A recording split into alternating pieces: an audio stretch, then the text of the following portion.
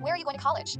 You should tell me now, or else, yeah, it's a threat. Whatever it will be on the Or Hey Just 25 But College DTG, Decisions Instagram. they gave me like zero money for financial aid. How am I going to afford this? How am I going to impress all of my future frat bros? If I'm broke sobs, cries, pounds, head I'm on so desk. cooked for applying to college, I'm gonna drop out. Right now, no. I don't care what you say it's not, because I got out of Senior Assassin. I just hate the college system. I hope they go bankrupt. This and more are what's been filling up the senior core at Oyster River High School, ORHS, for the past months since the college application season has begun. Thankfully, it's May, and May 1st was the official deadline which all students in the country had to commit to where they were going for the next 4 years of their lives. Although it's generally a stressful process, the college application journey, from the time someone first registers on Common App and punches away at their keyboard to write one of many drafts of the perfect college essay, to when the acceptance letters pop up in inboxes and deposits are submitted, can all vary person to person. Even in our small community at Oyster River, a class of 2025 seniors each prepared differently depending on whether they already knew what they wanted to do and where they wanted to go to do it, and what kind of support they got. Also, many considered what kind of factors may impact the future of their education, driving their final decision to commitment day. And of course, stick to the end, here's some advice for the incoming senior class to be prepared for your college application process next year.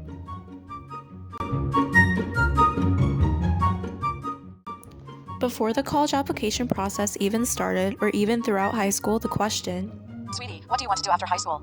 Where do you think you want to go? Close to here? Yeah, you should stay close to here. Go to UNH. You can commute and save money. I misheard you. You want to go to Utah? Why? Okay, but I'm not paying, so you better major in business or else you're going to be living on the streets and pirating your textbooks on Z Library.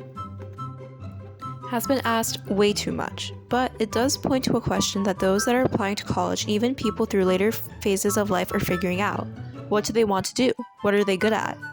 And most importantly, how can they find a school that supplements that interest and makes them better at it, so much so that they get hired after they graduate? Annika Pant has been preparing for college reportedly since freshman year. As an early decision commit to Carnegie Mellon, she claims that she wouldn't have gotten to the point she's at now if she didn't already figure out what she wanted to do after high school. After all, if she knew what she wanted to study, it would be much easier for her to figure out what school to go to that is good for what she wants to study. So, honestly, the school I wanted to do, I want to do robotics and stuff. So I plan to go to Carnegie Mellon, and that is one of the top schools for robotics. Specifically, they have a institute just for it. They have their own major for it. I'm going to more the mechanical engineering field, but also I'm looking at they're a heavy research university, and I want to do research, and I liked that, so I wanted to do that type of thing. And I was looking at some of the research projects they were doing, and they have a lot of things that I'm interested in specifically, a lot of stuff in manufacturing, which is what I kind of wanted to look into. So that's kind of the biggest part. They just had a really, really strong engineering program, which is what I wanted. On the contrary, many students don't know what they want to do. And I'm not even targeting a small amount. According to Best Colleges, 20 to 50% of students start as undecided, and 75% of students change their major at least once before they graduate college. Dylan Pardis knows what he wants to do, but is stuck between two majors, engineering and business.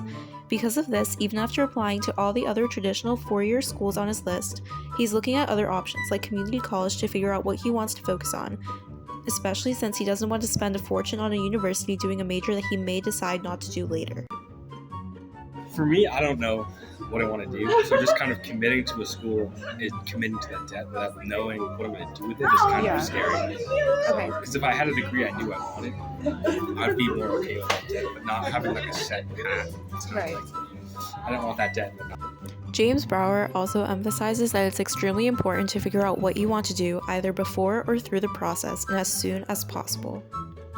I feel like you shouldn't stress too much about it, but just know yourself, know what you want, and that should be your main goals. Just know what you want. Don't try to accommodate for your parents. James also talked about how even the smaller things can impact the college experience and how you learn best. For example, the school where he's going to, U Chicago, has smaller class sizes compared to the traditional large lecture halls that James isn't a fan of. Knowing what you want to do can impact the college application process and can make you either more or less prepared. Annika also shares this view, pointing out how this and outside support can make a big difference.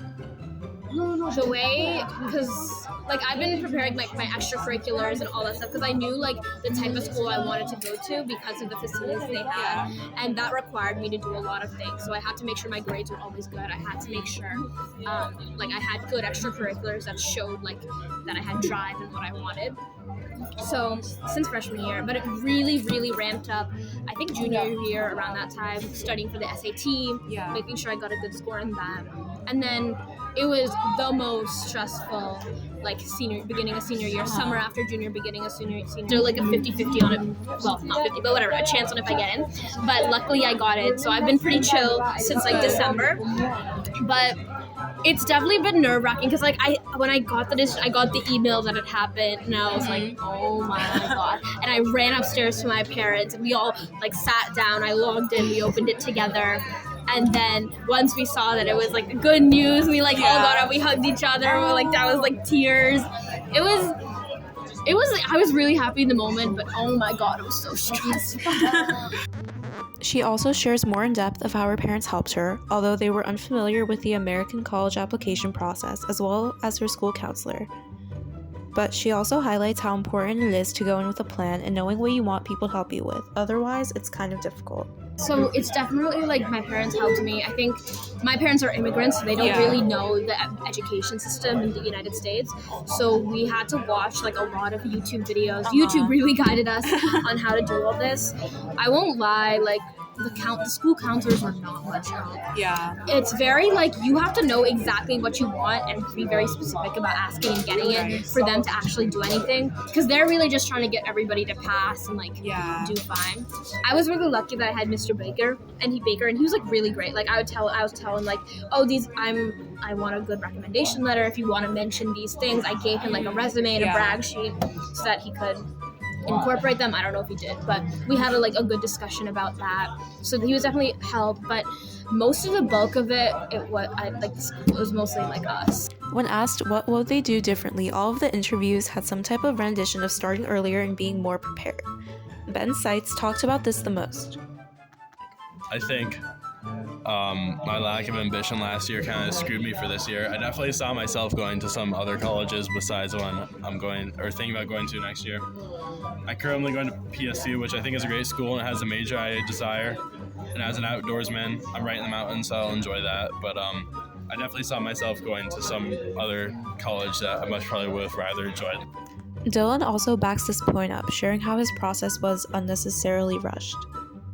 Schools, universities. But then I got to like early January. I'm like, oh, I actually have to like apply. So I applied to these 5 colleges. Like, did the entire process in like 2 days. Got recommendation letters, all that stuff. Of course, it's hard to be prepared and easy to be overwhelmed when there's so much that needs to be done. So, Annika parts you with one last piece of advice, and in short, it's to take it piece by piece. I think definitely start your main essay early. Honestly, what's good over the summer is if or even before you start, just keep a notes app on your phone of possible essay ideas. Like before you go to sleep, if something pops in your head, like, oh, I could write about the time me and my friends went on a road trip or whatever, like note that down. So that when you actually start writing your essay, you kind of just have a whole question bank. And then also like start researching schools, kind of like what type of stuff the students usually do. If you're trying to get into a school, like a specific school, look at the stuff their students are doing, see how you can relate with that. And then just like, I know everybody says like be yourself in the college essay, and it's like such like you think it's such stupid advice, but it literally is true. Like just be interesting. Try not to be like cliche. Just write about something that you think actually shows who you are at your core. Finding out what you want to do and where you want to go early on can benefit the college decision process and make it a little easier on present you and future you. After all, it's your next 4 years.